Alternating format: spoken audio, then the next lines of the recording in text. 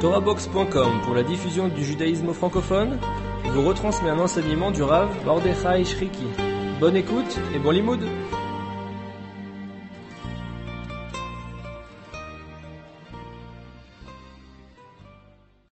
Nous parlerons donc du mystère de la traversée de la mer. Il est écrit Vayar Israël et Hayad Hagedolah.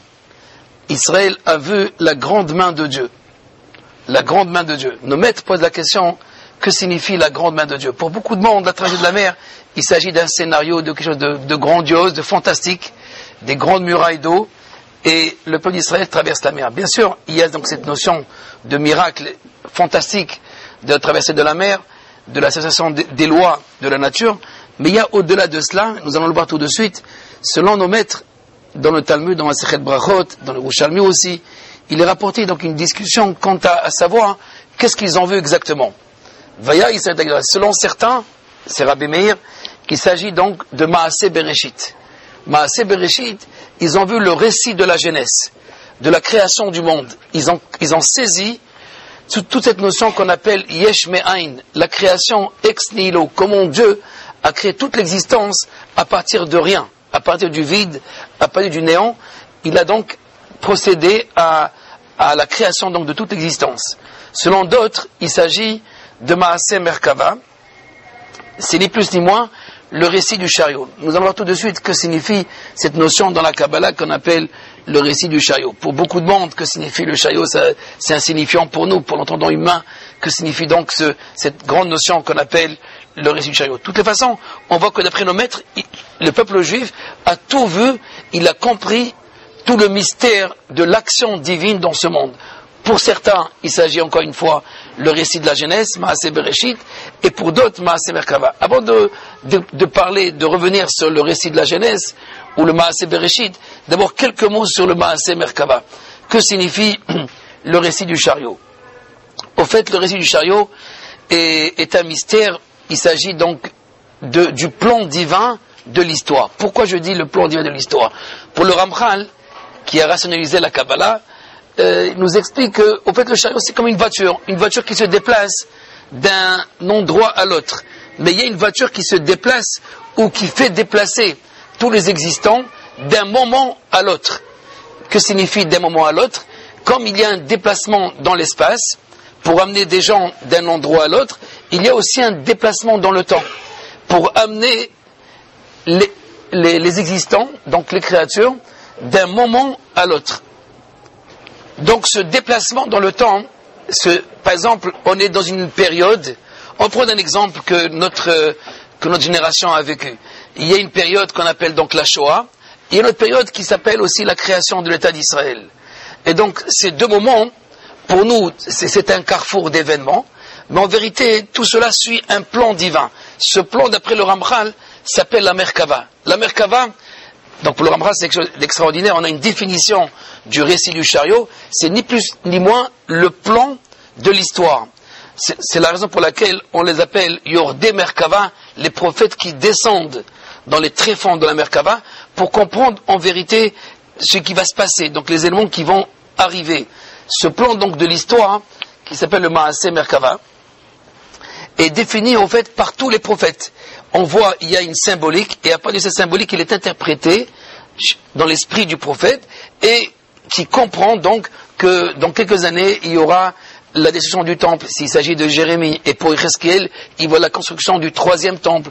Donc en fait, tout ce qui va se passer est inscrit dans ce plan divin. Ceci dit que si tous les prophètes conçoivent ce qu'on appelle la Merkava, à savoir le plan de l'histoire, ils ne comprennent pas la racine ou la cause ou le sens de cette histoire. Je m'explique.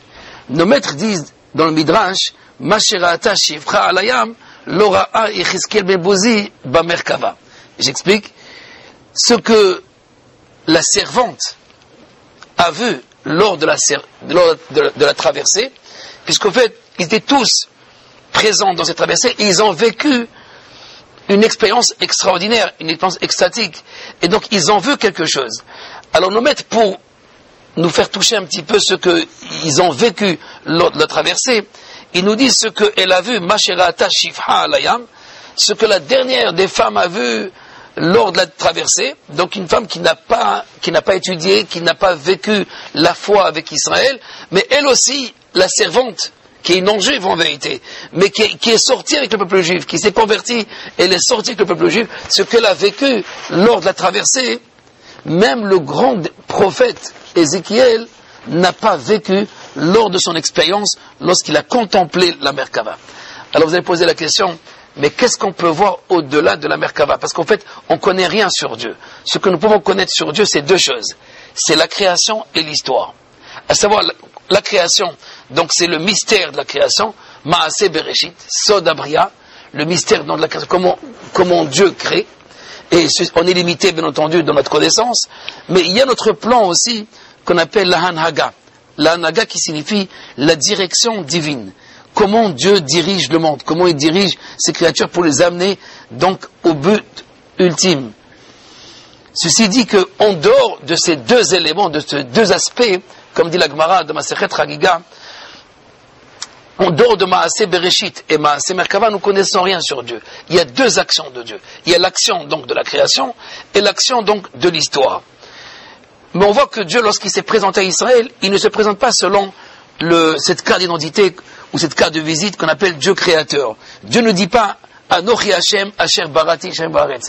D'ailleurs, le Ibn Ezra nous fait remarquer que Dieu se présente en tant que le maître de l'histoire. Anochi Hashem, Asher Otsetira, Meretz Mitzrayim.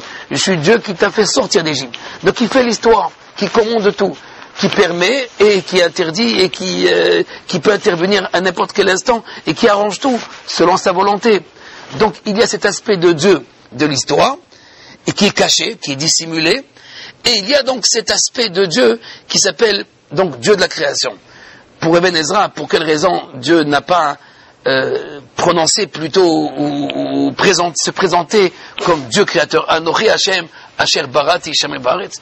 Je suis Dieu qui a créé le ciel et la terre, et d'ailleurs c'est un acte plus extraordinaire que celui de la sortie d'Égypte, parce que le fait de créer, il crée de rien, et le fait de comprendre, de saisir Dieu créateur, c'est un acte universel qui concerne tout le monde, non pas seulement le peuple juif dans une génération précise. Et pour ceux qui veulent bien croire, n'est-ce pas, à cette génération qui est sortie d'Égypte, donc comme nous, alors il peut continuer cette foi. Cependant, l'idée de Dieu créateur, apparemment, elle est beaucoup plus grande, elle est plus universelle, elle est plus importante. En vérité, dans la création, quand on dit donc Dieu de la création, Dieu, comme dit le Maharal, Ne'alam. Le Olam, c'est le Elem. Quand on parle de Olam en hébreu, le mot Olam